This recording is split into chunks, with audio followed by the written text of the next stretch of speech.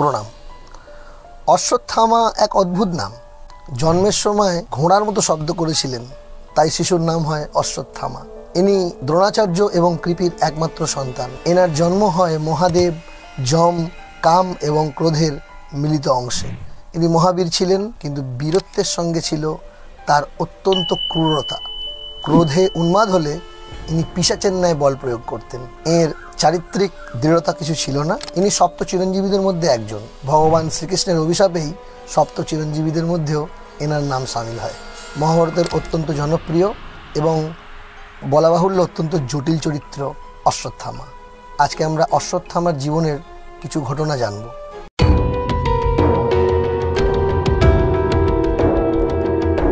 দ্রোণাচার্য এবং কৃপি শিবকে সন্তুষ্ট করার জন্য বহু বছর ধরে তপস্যা করছিলেন।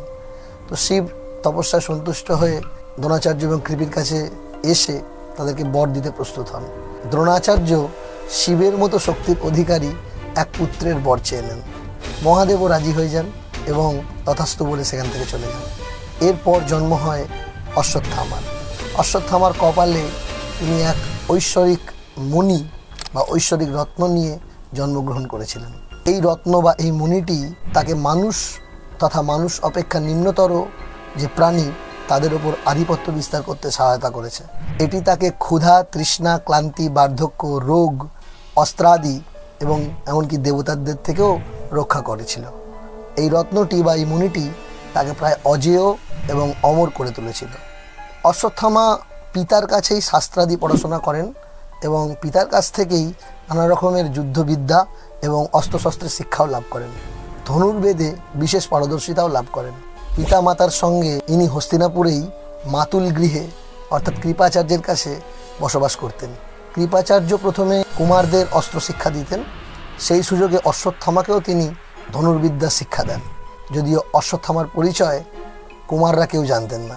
পিতা দ্রোণাচার্যের স্বাভাবিকভাবেই নিজের পুত্র অশ্বত্থামার প্রতি ছিল গভীর আসক্তি।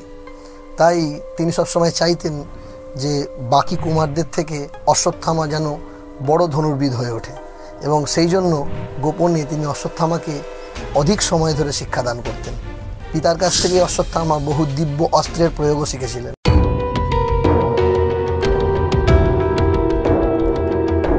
দুর্যোধন ছিল বীর অশ্বত্থামার আশ্রয়দাতা, যার জন্য দুর্যোধনের সব রকম কুকর্মে অশ্বত্থামা তাকে সহায়তা প্রদান করেছে। কৌরব শিবিরে অশ্বত্থামার এক বিশিষ্ট স্থান ছিল। গণ্যমান্য ব্যক্তিদের মধ্যে অশ্বত্থামার স্থান ছিল। ভীষ্ম বলেছিলেন, অশ্বত্থামার শক্তি অর্জুন অপেক্ষা কম নয়। ইনি দিব্য অস্ত্রবিদ এবং বীর পুরুষ। তবুও এনার একটি বিশেষ দুর্বলতা ছিল, যার জন্য একে রথী বা মহারথীদের মধ্যে ধরা হয় না। অশ্বত্থামার ছিল অত্যধিক প্রাণের মায়া। ইনি অনেকবার যুদ্ধক্ষেত্র থেকে পিঠ বাঁচিয়ে পালিয়ে গেছেন। হবেই বা কী করে? ইনি তো ব্রাহ্মণ সন্তান, জাতি তো ইনি ক্ষত্রিয় নন। কর্ণের মতো অশ্বত্থামারও কিছু হঠকারিতা ছিল।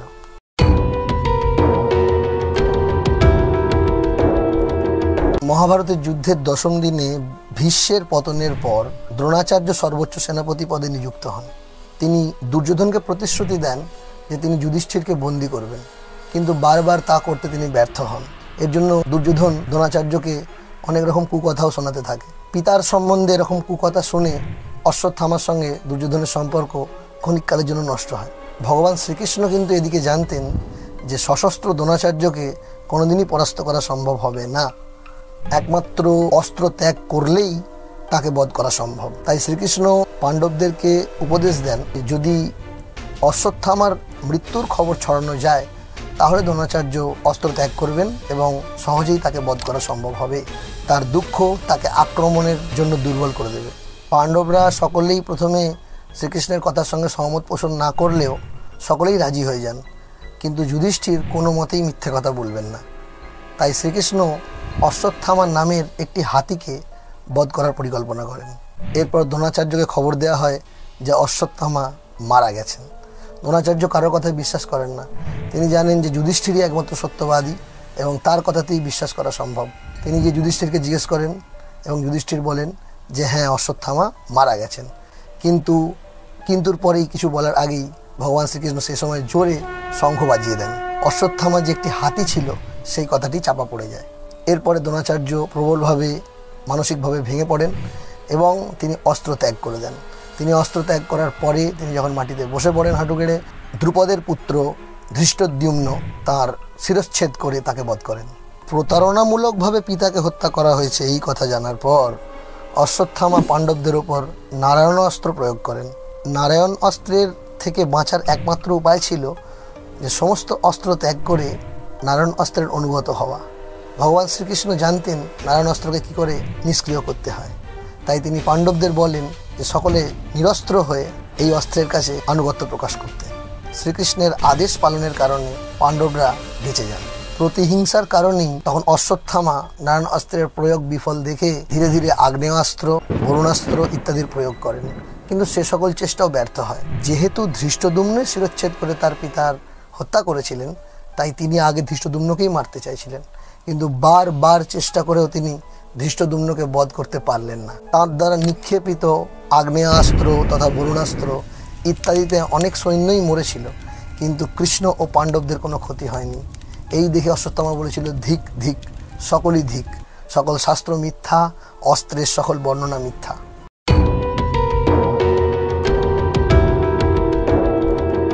দুর্যোধনের উরুভঙ্গের পরে কৃতবর্মা ও কৃপাচার্যের সাথে অশ্বত্থামা দুর্যোধনের কাছে এসেছেন। সেই অবস্থায় দুর্যোধনকে দেখে অশ্বত্থামার প্রতিহিংসা প্রবৃত্তি আবার দ্বিগুণ জ্বলে উঠল।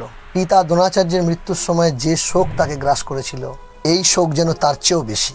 চোখে জল নিয়ে পাঞ্চাল বংশকে ধ্বংস করার শেষ একটা সুযোগ পাওয়ার জন্য তিনি দুর্যোধনের কাছে আবেদন জানালেন। দুর্যোধন এই কথা শুনে যেন পুনরায় প্রাণ ফিরে পেলেন। কৃপাচার্যের দ্বারা তৎক্ষণাৎ অশ্বত্থামাকে সেনাপতি নিযুক্ত করা হলো। অশ্বত্থামাও চলে গেলেন তার প্রতিজ্ঞা পূর্ণ করার জন্য। যাত্রার পূর্বে আলিঙ্গন করলেন দুর্যোধনকে। কৃপাচার্য ও কৃতবর্মা অত্যন্ত চিন্তিত হয়ে তাকে অনুসরণ করলেন। সূর্যাস্তের সময় তিনি গভীর অরণ্যে আশ্রয় নিলেন। অনেক ক্লান্ত হয়ে কৃতবর্মা ও কৃপাচার্য নিদ্রায় মগ্ন হলেন। অশ্বত্থামার মাথায় কিন্তু আগুন জ্বলছে। ক্রোধে ও ক্ষোভে তিনি অন্তরে জ্বালা অনুভব করছেন, তার চোখে ঘুম নেই। হঠাৎ দেখলেন এক বেদনাময় দৃশ্য। সেই জঙ্গলের একটি গাছে অনেকগুলো কাক নিদ্রিত অবস্থায় ছিল। সেই সুযোগে একটা পেঁচা এসে কাকগুলোকে হত্যা করলো। এই দৃশ্য দেখে অশ্বত্থামার মাথায় এলো এক বিরাট দুর্বুদ্ধি। সম্মুখ সমরে পাণ্ডবদের পরাজিত করা কোনো দিন সম্ভব নয়, কিন্তু এইভাবে নিদ্রিত অবস্থায় শত্রুদের বধ করাটাও অন্যায় কিছু নয়। এইসব চিন্তা করে অশ্বত্থামা পাণ্ডব এবং পাঞ্চাল বংশকে নিদ্রিত অবস্থায় বধ করে দুর্যোধনের আনন্দ বর্ধন করতে এবং নিজের প্রতিহিংসা চরিতার্থ করতে দৃঢ় সংকল্পবদ্ধ হলেন। কৃতবর্মা আর কৃপাচার্য অবশ্য এই বিষয়ে বিরোধিতা করেছিলেন, কারণ তারা ভেবেছিলেন যে এটা পাপ হবে, অন্যায় হবে। কিন্তু অশ্বত্থামা সেদিন ক্রোধে এতই উন্মত্ত ছিলেন যে তার মামার কোনো রকম উপদেশ তিনি সেদিনকে কানে নেননি। সেই রাতে পাণ্ডবদের শিবিরের কাছে যখন অশ্বত্থামা উপস্থিত হন, তখন সেখানে দ্বাররক্ষী হিসেবে ছিলেন স্বয়ং মহাদেব, স্বয়ং শিব। অশ্বত্থামা সে রাতে শিবকে চিনতে পারেননি। শিবকে চিনতে না পেরে অশ্বত্থামা নির্ভীকভাবে শক্তিশালী অস্ত্রের দ্বারা শিবের সঙ্গে যুদ্ধ করতে আরম্ভ করেন, কিন্তু বারবার যুদ্ধ করেও শিবের একটিও ক্ষতি করতে ব্যর্থ হন। পরে তিনি আগুনের গর্ভে বসে শিবের তপস্যা শুরু করেন।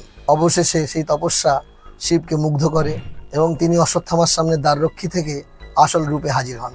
সেই গভীর রাতে পাণ্ডব শিবিরে প্রবেশ করেই অশ্বত্থামা প্রথমেই পাণ্ডবদের সেনাপতি এবং পিতা দ্রোণাচার্যের হত্যাকারী ধৃষ্টদ্যুম্নকে লাঠির আঘাতে নিদ্রা থেকে জাগিয়ে তোলেন। তার চুল ধরে পদাঘাতে মাটিতে ফেলে তাকে বারবার লাথি মারতে থাকেন।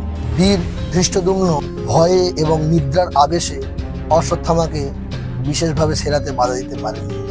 অশ্বত্থামা বারবার বুকে লাথি মেরে তাকে বধ করেন।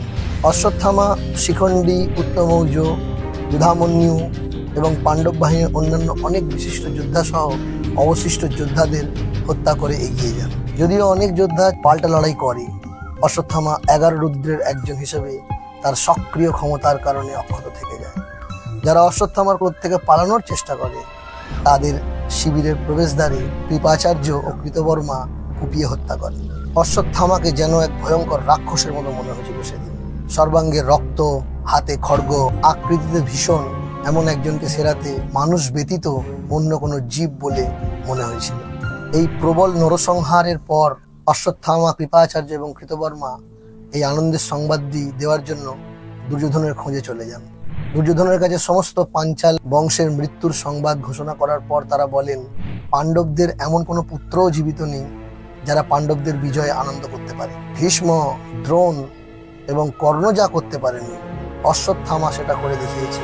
এই ভেবে দুর্যোধন অত্যন্ত সন্তুষ্ট হন এবং প্রতিশোধ নেওয়া হয়েছে এই ভেবেই দুর্যোধন শেষ নিঃশ্বাস ত্যাগ করেন। দুর্যোধনের মৃত্যুর পর কৌরবদের অবশিষ্ট 3 জন তার মৃতদেহ সৎকার করেন।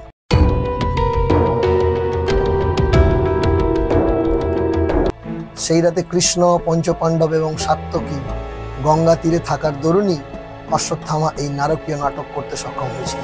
কৃতবর্মার অসতর্কতার জন্য ধৃষ্টদ্যুম্নের সারথি কোনো মতে সেখান থেকে পালিয়ে বেঁচেছিলেন এবং তিনি গিয়ে কৃষ্ণ তথা পাণ্ডবদের কাছে এই মৃত্যুর সংবাদটি দেন।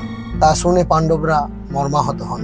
এই খবর শোনার পর পুত্র ও ভাতৃশোকে শোকাহত দ্রৌপদী এক ভীষণ প্রতিজ্ঞা করে বসলেন, অশ্বত্থামাকে বধ করে তার মাথার মণিটি খুলে আনতে হবে, আর সেই মণিটি যুধিষ্ঠির তার নিজ মস্তকে ধারণ করবেন, অন্যথায় প্রায়োপবেশনে সেদিনই তিনি প্রাণত্যাগ করবেন।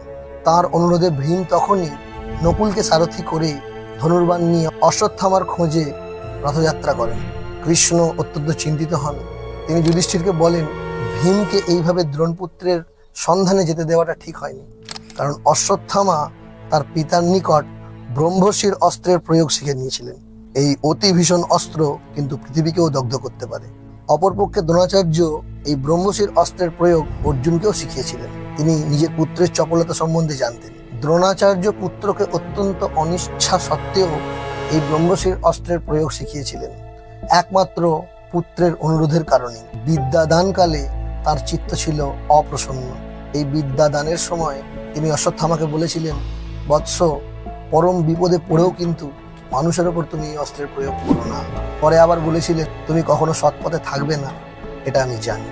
দুষ্টমতি অশ্বত্থামা পাণ্ডবদের বনবাসকালে তার পিতার বচনে দুঃখিত হয়ে দ্বারকায় আসেন। সমুদ্রের তীরে কৃষ্ণকে একা পেয়ে তিনি বলেন, তোমার সুদর্শন চক্র আমাকে দাও, তাহলে আমি আমার ব্রহ্মশির অস্ত্র তোমায় দিয়ে দেবো। শ্রীকৃষ্ণ তখন তার চক্রটি অশ্বত্থামাকে দিয়ে দেন, কোনো কিছুর প্রত্যাশা না করে। সেই চক্রটিকে চালানো তো দূরের কথা, অশ্বত্থামা 2 হাতে সেই চক্রটিকে তুলতেও পারলেন না। কৃষ্ণ প্রশ্ন করলে অশ্বত্থামা বলেন যে, আমি যুদ্ধে জয়লাভ করার জন্যই তোমার থেকে এই চক্র চেয়েছিলাম। এই চক্র নিয়ে আমি তোমার সঙ্গেই যুদ্ধ করতাম, কিন্তু এখন বুঝতে পারছি যে এই চক্র তুমি ব্যতীত এই সংসারে কারোর দ্বারা চালানো সম্ভব নয়। এই বলে সেই সময় অশ্বত্থামা ভারত পরিক্রমায় চলে যান। যাই হোক, ব্রহ্মশির অস্ত্র এত মারণ একটা অস্ত্র, সেই অস্ত্র যদি অশ্বত্থামা চালিয়ে দেয় তাহলে পৃথিবী ধ্বংস হয়ে যাবে। এই ভয়ে ভীমের সাথে যাতে অশ্বত্থামার কোনো রকম যুদ্ধ না লাগে, সেই জন্য অর্জুনকে সঙ্গে নিয়ে শ্রীকৃষ্ণ ভীমের সন্ধানে বেরিয়ে পড়লেন।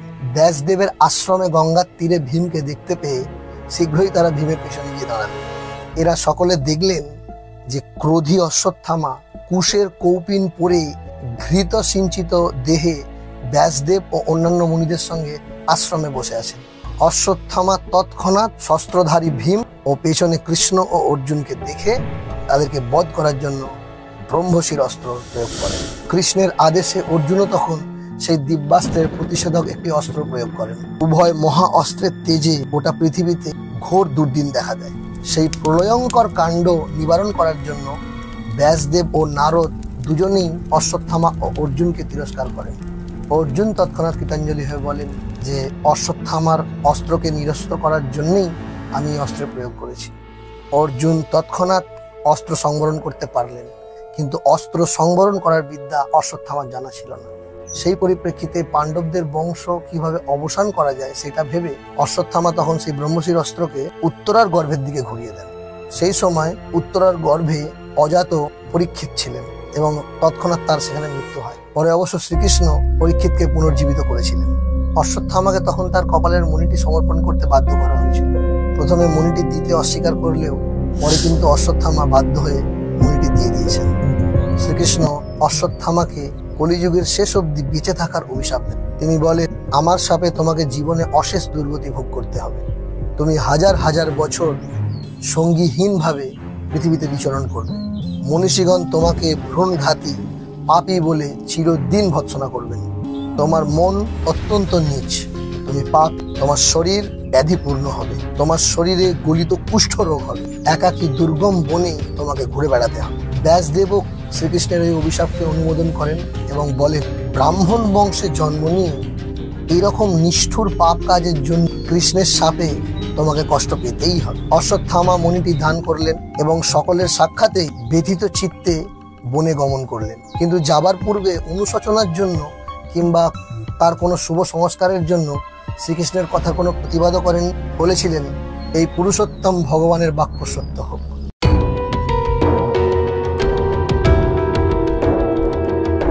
অশ্বত্থামা ছিলেন অকৃতদার ব্রহ্মচারী ব্রাহ্মণ, কিন্তু পিতার মতোই ক্ষাত্র বৃত্তি নিয়ে জীবন কাটান।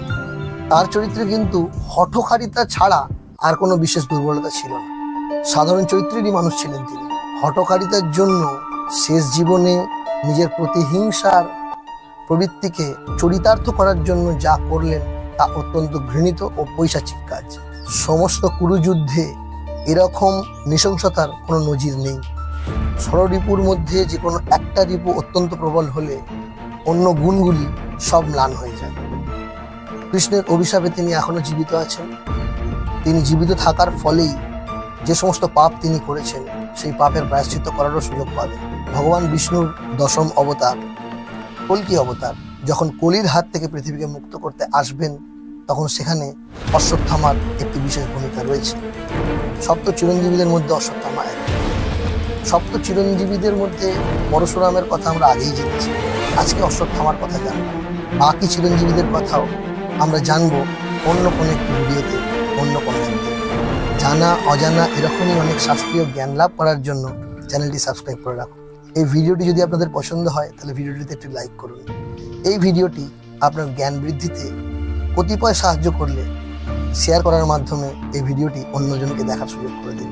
সকলে খুব ভালো থাকবেন। প্রণাম।